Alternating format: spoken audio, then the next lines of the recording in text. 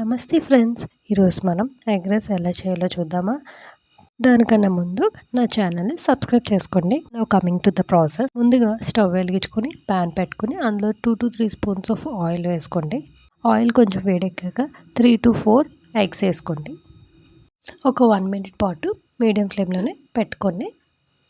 తర్వాత ఎగ్ని బాగా కలపండి. కలిపాక ఒక బౌల్లోకి ట్రాన్స్ఫర్ చేసుకోండి. నెక్స్ట్ అదే ప్యాన్లో 2 to 3 స్పూన్స్ ఆఫ్ ఆయిల్ వేసుకొని chopped onions, green chilli and carrot కూడా వేసుకోండి.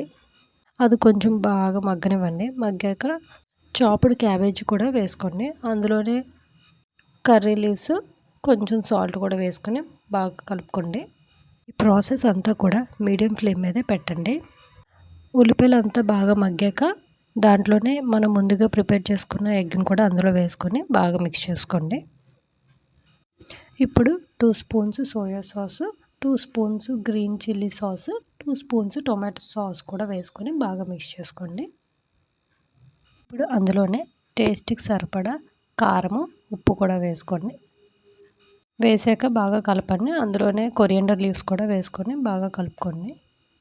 ఇప్పుడు అందులోనే 2 cups ఆఫ్ బాయిల్డ్ రైస్ కూడా వేసుకొని బాగా మిక్స్ చేసుకొని సర్వ్ చేసుకుంటే మన ఎగ్ రైస్ రెడీ.